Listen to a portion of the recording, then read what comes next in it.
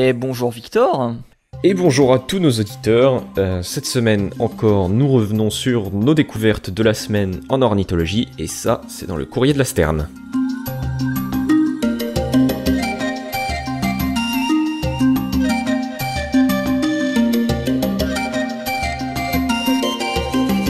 Alors, comment vas-tu ? Eh ben écoute, ça va, j'espère que toi tu n'as pas trop chaud. Si, carrément trop chaud, mais écoute, c'est la météo qui est comme ça, ça nous empêchera pas de faire correctement notre épisode cette semaine. Mais la découverte était assez sympathique, et c'est plutôt une découverte on va dire, qui donne un peu la bonne humeur, hein, par rapport à d'autres sujets qu'on a pu aborder sur la perte de biodiversité. Écoute, moi j'ai un autre sujet de bonne humeur en plus. C'est formidable. On va faire aujourd'hui un épisode feel good. Je vais le renommer comme ça, l'épisode feel good. Et donc je voulais vous parler d'une étude qui est parue dans le journal Science. Donc c'est pas du tout une étude insignifiante, c'est l'un des deux plus gros journaux au monde qui parle de science, avec le journal Nature, bien sûr. Mm-hmm. Et c'est une étude qui a été réalisée par Lucas J. Musher et son équipe, et qui va nous parler de l'hyperbiodiversité aviaire en Amazonie, parce que comme tout le monde le sait, la biodiversité en Amazonie, c'est absolument incroyable. C'est les forêts tropicales qui sont des véritables points chauds de biodiversité, avec une quantité d'espèces, de groupes différents, absolument dingues. En Colombie, je crois qu'on a un quart de la population totale d'oiseaux du monde, hein, si je dis pas de bêtises. Hein, donc. Ouais, c'est absolument pas étonnant, c'est absolument colossal. Je pense que Amérique centrale plus Amérique du Sud, ça regroupe bien, on va dire, les 2/3 de la population aviaire. C'est un truc de fou. Et on parle que des forêts tropicales d'Amazonie, mais les forêts tropicales d'Océanie aussi, c'est aussi quelque chose. Et donc, mais malheureusement, évidemment, on sait que l'Amazonie, il y a de plus en plus d'impact de l'homme, c'est de plus en plus anthropisé. C'est une nouvelle pour personne, je pense. Et on construit notamment, on déforeste, on construit beaucoup de champs, et notamment l'homme fait des remaniements au niveau des cours d'eau, va créer des sortes de barrières naturelles. En réalité, d'après cette étude, il se pourrait bien que la création de ces petites barrières naturelles, qui durent pas énormément de temps dans le temps, ça fait une répétition, c'est pas forcément très beau, mais tant pis, qui dure pas énormément de temps au fur et à mesure, puisse en fait doper la production de nouvelles espèces, puisse doper la spéciation. En fait, il semblerait que les réarrangements de ces rivières puissent favoriser la diversification des oiseaux, en facilitant ce qu'on appelle la spéciation allopatrique de manière épisodique. Alors, pour faire très simple, la spéciation allopatrique... Ouais, parce que tu perds tout le monde, là. Ouais. Donc, je m'explique, bien sûr, il n'y a pas de souci. La spéciation allopatrique, c'est lorsque va y avoir un groupe d'une espèce, et ce groupe va se séparer en deux groupes, et ces deux groupes vont diverger en deux espèces différentes au fur et à mesure du temps. Et ensuite, les deux groupes peuvent disparaître, peuvent se rejoindre, l'un pourrait disparaître, il peut y avoir ensuite d'autres spéciations entre les groupes créés, enfin bref. C'est l'évolution, c'est la biologie, c'est compliqué. Et du coup, cette hypothèse de création de nouvelles espèces grâce à ces barrières-là ont été testées par les chercheurs, où ils sont tout simplement allés faire des relevés génétiques au niveau du bassin amazonien du sud, pour connaître les différents flux de gènes qu'il y a entre les espèces, entre les individus, et savoir aussi au niveau des hybridisations des espèces. Les relevés génétiques ont été faits sur 6 espèces différentes, donc sur 6 espèces, pas réellement 6 espèces, on va dire 5 espèces et un complexe d'espèces. C'est-à-dire plusieurs espèces qui sont très très proches génétiquement, très très proches morphologiquement, qui sont difficiles à différencier. Donc on les met dans ce qu'on appelle un complexe. Et parmi donc les différentes espèces qui ont eu des relevés, on a le jacamar à joue bleue, le tamathia col roux, le batara épaulette blanche, le fourmilier maculé et justement un complexe d'espèces d'alapis. Donc plusieurs espèces d'alapis ont subi des relevés génétiques. Ah, ils font rêver ces noms. Hein. Ouais, ça donne envie, je te le fais pas dire. Je te le fais pas dire. Mais un jour. Écoute, un jour plus tôt pour toi que pour moi, à vrai dire. Hein. Ah, on sait jamais. Il faut espérer. Ah bah oui, évidemment. Alors, que racontent du coup les résultats de cette étude ? Ils ont trouvé que chaque espèce bien que vivant tous dans la même zone, dans ce bassin amazonien au sud, au Brésil, avaient beaucoup de micro-histoires évolutives qui étaient très très différentes. C'est-à-dire que littéralement leurs histoires d'évolution récentes étaient toutes très différentes entre eux. Il y a certaines espèces, comme par exemple le Tamatia colroux, qui on l'observe, a actuellement plusieurs micro-populations qui sont complètement séparées reproductivement parlant. Et ça, c'est tout simplement la première étape, le début d'une spéciation. C'est une isolation reproductive, donc les individus de différents petits groupes ne peuvent plus se reproduire entre eux, pour des raisons de parade nuptiale, de morphologie, je sais pas, au niveau de la morphologie du cloaque par exemple, des plumes, etc. Isolement reproductif égale création de nouvelles espèces, puisque les petits groupes ne se reproduisent plus qu'entre eux, il n'y a plus de flux de gènes entre les différents petits groupes, et ça va créer autant d'espèces qu'il y a de petits groupes, potentiellement. En plus de ça, on remarque que malgré les micro-isolations évolutives à cause des rivières et des cours d'eau, etc., qu'il y a aussi eu des phénomènes d'hybridation, et pas d'hybridisation comme j'ai dit au début, c'est un anglicisme, c'est pas bien. Ça c'est l'anglais, ça. C'est d'hybridation donc entre différents groupes, ce qui montre bien que les groupes sont séparés, mais il y a aussi eu des modifications des cours d'eau qui ont permis que les groupes se rejoignent ensuite et qu'il y ait un flux de gènes et pas d'isolation reproductive, et ça plusieurs fois au cours du temps. Et ces transferts de gènes, en fait, ça permet d'augmenter la diversité. Ça permet on sait très bien que moins il y a de gènes, moins il y a de diversité génétique dans une population, plus elle est vouée à l'extinction. Et ben là, c'est l'extrême inverse. Il y a tellement de flux de gènes, de modifications que il y a création de plein de phénotypes différents, donc d'individus avec des gènes qui lui sont spécifiques, ouais. Et de morphologies différentes aussi. Qui permet donc tout ça une très grande diversité des oiseaux qu'on va trouver à cet endroit-là. Et il y a même encore plus fort, c'est qu'il y a des individus issus de l'hybridation d'espèces. Je pense notamment au complexe du coup des espèces d'Alapi dont j'ai parlé plus tôt, qui ont permis de donner une toute nouvelle espèce. Considérée comme une toute nouvelle espèce, qui est donc isolée reproductivement. Donc des hybrides de deux espèces différentes ou de plusieurs espèces différentes, vu que c'est un complexe, ont permis de donner, encore une fois, une nouvelle espèce. Donc si je comprends bien, parce qu'on va essayer de résumer, ce sont des individus qui étaient isolés, c'est ça, géographiquement, et qui ensuite se sont rassemblés au fur et à mesure du temps. Et c'est grâce à ça qu'on a justement cette aussi grande diversité. C'est que chaque espèce a des histoires très différentes. En fait, les rivières bougent tout simplement en fonction de l'homme et en fonction de la nature, et ces rivières créent des micro-barrières entre les habitats, et au fur et à mesure des mouvements des barrières, les espèces vont pas du tout bouger de la même manière dans l'environnement, donc ne vont pas se reproduire entre elles de la même manière et ne vont pas avoir les mêmes transferts d'informations génétiques en fait. Et ça varie énormément entre tout petits groupes d'espèces présents sur une toute petite parcelle, ou voire entre espèces différentes, voire entre hybrides, etc. En fait, tout bouge très vite. Imaginez des rivières qui bougent au fur et à mesure, une rivière qui disparaît, d'un coup il va y avoir une espèce sur la rive gauche, une espèce sur la rive droite, et puis ces deux espèces vont se rejoindre sur la rive gauche, et puis les deux vont disparaître et il va y en avoir une nouvelle sur la rive droite. Ça bouge tout le temps, partout. Et ce mouvement perpétuel fait que il va y avoir beaucoup de diversité, à l'inverse d'un endroit où rien ne bouge, où il va y avoir une grosse population présente ici, avec un flux de gènes qui se fait entre tous les individus, peu importe où ils sont, et puis ça forme une population très homogène. Là, plein de petites populations qui bougent partout, et ça fait... c'est très très complexe, et ça fait qu'il y a une très grande diversité à cet endroit-là.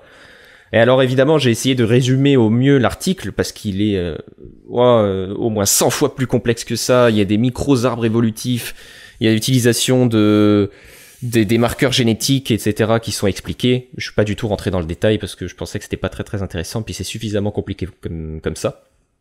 Mais pour ceux que ça intéresse, qui sont un peu calés en génétique et qui aiment apprendre sur les oiseaux, je vous invite évidemment à aller voir l'article. Et qui écoutent le courrier de la Stern accessoirement. Évidemment, sinon c'est compliqué. Mais du coup, moi j'ai une question. Parce que toi t'as étudié l'article, moi j'ai un peu du mal à me l'imaginer. Mais comment on pourrait représenter ça, par exemple, dans un parc naturel en France ou quelque part en Europe ou aux États-Unis, tu vois? Genre, est-ce que le fait de... Parce que tu sais que les sites Natura 2000 sont assez figés, par exemple. Est-ce qu'il serait bien de, justement, leur rendre, entre guillemets, une part de... J'ai envie de dire de naturel en essayant de faire en sorte que les environnements bougent pour justement apporter davantage de diversité. Enfin, j'ai un peu de mal à saisir un petit peu comment on peut adapter ça à une problématique aussi proche que la nôtre, tu vois. Ça, c'est très compliqué, en fait. On voit concrètement que les micro-variations de l'habitat, ça fonctionne très bien, visiblement, à cet endroit-là du Brésil, donc au sud du bassin amazonien.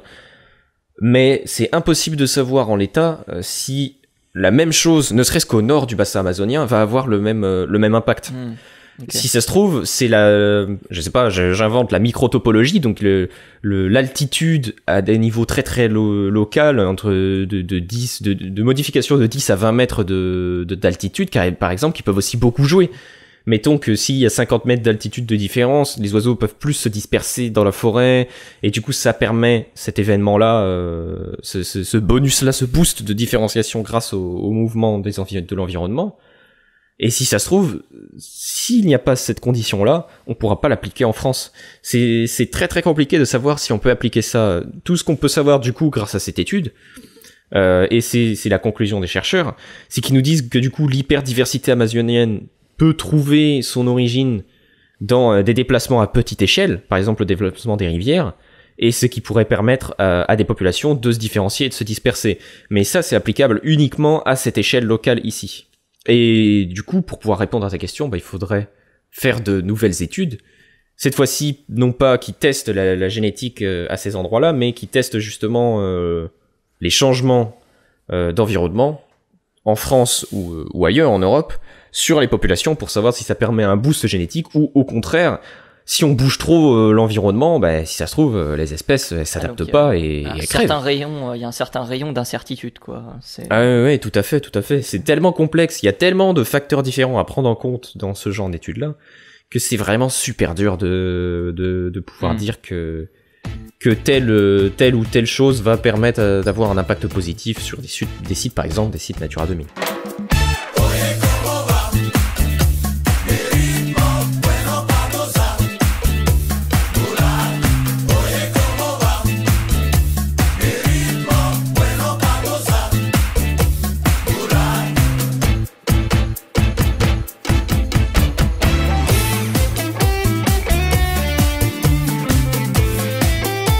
Très intéressant cette étude, mon cher Victor. Peut-être un peu complexe, mais j'ai essayé de la vulgariser au mieux et d'expliquer les termes. Ça, tu connais comme moi la complexité de la biologie et la volonté de la rendre complexe pour tous, pour rien. Malheureusement. Moi, je vais être un peu plus synthétique, même si on va rester, comme on l'a dit, dans le feel good. Je vais parler de Lara de Spix. Ah, Lara de Spix, incroyable. Oiseau que vous connaissez forcément si vous êtes un tant soit peu intéressé à tout ce qui est film d'animation, puisque c'est Lara de Spix, le héros du film Rio. Donc 2 épisodes qui étaient sortis, un en 2012 je crois, et l'autre je sais plus, 2017-2018. Rapidement, moi ce que j'en ai pensé, c'est que le premier est excellent, le deuxième sert à rien. Je sais pas toi ce que t'en as pensé, mais... Je les ai vus les deux et je t'avoue que je m'en souviens pas du tout. Mais bref, on n'est pas là pour parler cinéma, on est là pour parler d'Lara de Spix. Et donc Lara de Spix, qui est un oiseau en voie d'extinction, éteint à la vie sauvage, jusqu'à il y a la semaine dernière, plus précisément le 11 juin. Où 8 Lara de Spix ont été relâchés dans une zone de préservation à l'intérieur de l'enceinte de Bahia. C'est une réserve naturelle qui se situe au nord-est du Brésil. Et même pas au nord-est du Brésil, au nord-est de la capitale du Brésil. Au nord-est de la capitale qui est donc... Brasilia. évidemment. Donc espèce éteinte à l'état sauvage depuis l'an 2000 où on n'avait pas réussi à la revoir depuis. Enfin presque pas, puisque en 2016 il y avait eu un signalement qui avait été réalisé. Eh ben on tourne un 18 juin. Eh ben sache que c'est un 18 juin que ce signalement a été réalisé. C'est une fille qui l'a réalisé. Faut que je retrouve le nom de cette Lourdes Oliveira. Voilà, Lourdes Oliveira, qui a réussi à filmer un ara de Styx. Et forcément, ça a provoqué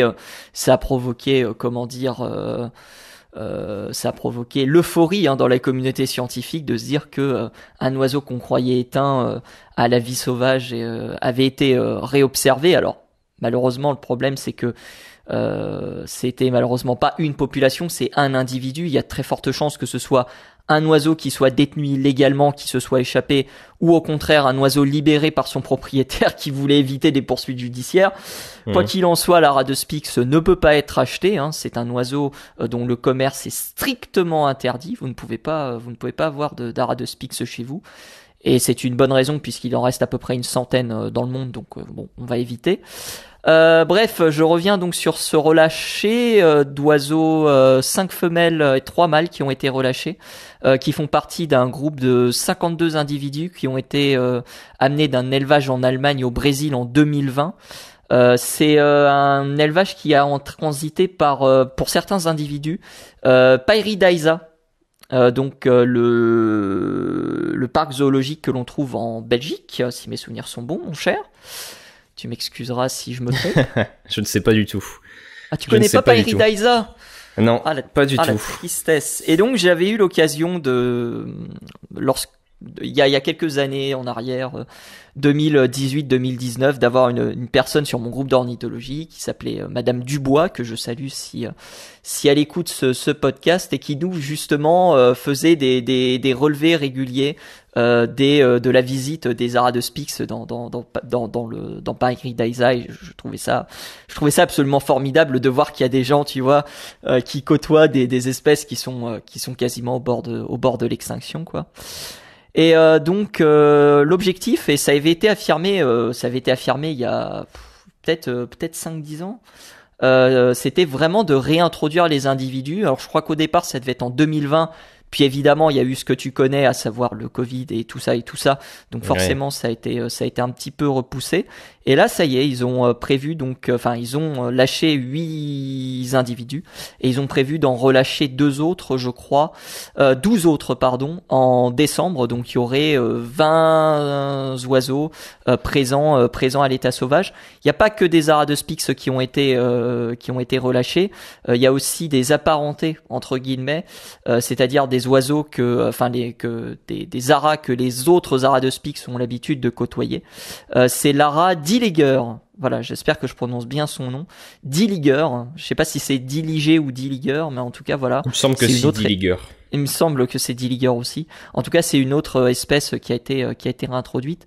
Et l'objectif, c'est de réintroduire l'espèce à long terme sur un ensemble qui totalise, je crois, plus de 100 000 hectares. Enfin, c'est un projet assez formidable.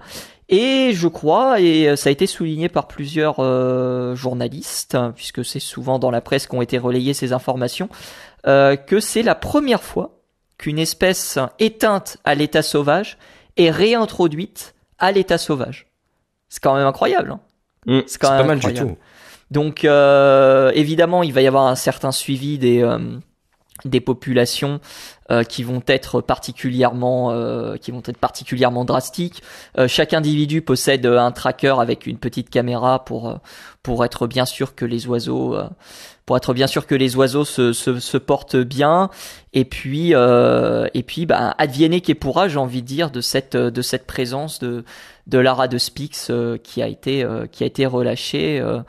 Et qui sait, peut-être qu'un jour on aura à nouveau l'ara de Styx présent en plutôt importante population dans certaines zones précises du Brésil, voire même de l'Amazonie, quoi.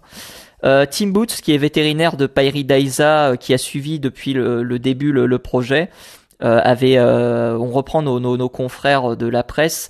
Une très grande émotion règne ici au Brésil. Nous avons concrétisé l'une des phases cruciales de ce projet collectif avec l'ACTP et Link Bio, qui je crois sont des partenaires de réserve. Et nos autres partenaires, nous visons la restitution en milieu naturel d'une population d'Aradospix suffisamment large et protégée pour assurer la survie et le développement de l'espèce au sein de l'écosystème duquel elle n'aurait jamais dû disparaître. Voilà pour ce magnifique projet de réintroduction. J'ai précisé caméras, ce sont des GPS, ce sont des positions GPS qui sont posées sur les oiseaux et non pas des caméras comme j'ai pu le dire. Ah, c'est formidable, c'est super de voir qu'il y a des projets de réintroduction qui arrivent à leur terme. Bah, il parlait de la même chose pour le Strigops kakapo, le perroquet de Nouvelle-Zélande. Eux, ils visent à plus long terme, ils visent 2050 pour un relâché à l'état sauvage. Même si en soi, sur les îles où ils sont, ils vivent quand même plutôt relativement à l'état sauvage, même s'ils sont évidemment très très suivis par les chercheurs. Mais oui, il y a quelques projets comme ça qui fleurissent et qui sont portés par des hommes et des femmes qui croient dur comme fer à la survie d'une espèce. Alors faut que je retrouve le nom de la personne qui était responsable d'une partie de la population d'Aradospix qui s'appelle le Sheikh Saad bin Mohamed Al Thani. Alors je prononce très très mal son nom. Prince Qatari, ministre de la Culture, des Arts et du Patrimoine, qui justement a énormément œuvré pour la conservation de l'oiseau et qui malheureusement est décédé en 2014. Et je pense que tous les hommes et toutes les femmes qui se sont battus justement pour la réintroduction de cet oiseau, sont aujourd'hui émus de voir le relâcher de ces oiseaux, quoi. C'est quand même assez incroyable. Ouais, tu m'étonnes. Surtout pour une espèce aussi emblématique que l'Aradospix, je pense que il est facilement dans le top 5 des espèces qui étaient les plus menacées, les plus emblématiques au niveau des projets de réintroduction. Quand on sait à quel point il a été massacré, le pauvre. Emblématique, je dirais oui et non. Oui, parce que effectivement maintenant c'est un des porte-parole entre guillemets de la réintroduction, de la conservation des espèces aviaires notamment, et non parce que je pense que avant le film Rio, on n'en avait pas entendu parler, tu vois.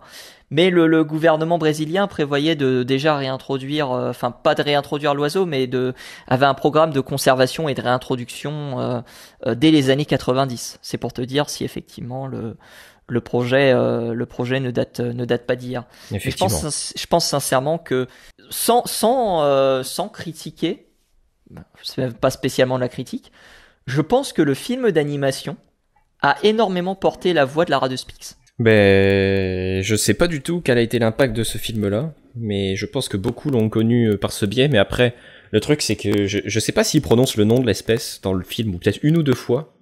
Je crois qu'il la donne pas. Il parle d'ara bleu. Ouais, c'est ça.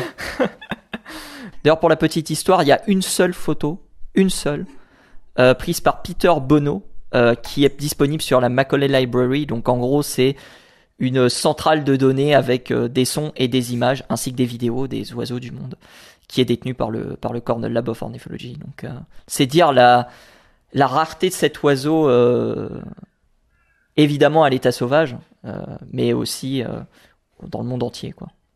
Rares sont les clichés en tout cas qui circulent de l'oiseau. On espère en tout cas que cette réintroduction puisse être le début de la construction d'une nouvelle population, mais qui soit pérenne surtout. Ouais, que ça s'installe et qu'il y ait des reproductions. On sait que la déforestation s'est accélérée lors de ces derniers mois. Donc il y a plus effectivement, je vais pas dire qu'à prier, mais à espérer en tout cas que ces oiseaux bénéficient de la paix dont ils ont besoin pour pouvoir reconstituer une population pérenne, et puis on espère que ne plus reparler entre guillemets de leur extinction. Ils sont toujours considérés éteints à la vie sauvage, mais je pense que leur statut va pas tarder à changer en danger critique d'extinction d'ici quelques mois. À mon avis, l'IUCN va rebasculer du côté de la zone rouge pour ce qui est de l'Aradospix. Tout à fait. De très bons sujets en tout cas. On espère que ce nouvel épisode du courrier de la Sterne vous aura plu. Et on vous dit à la semaine prochaine. Exactement, à la semaine prochaine tout le monde.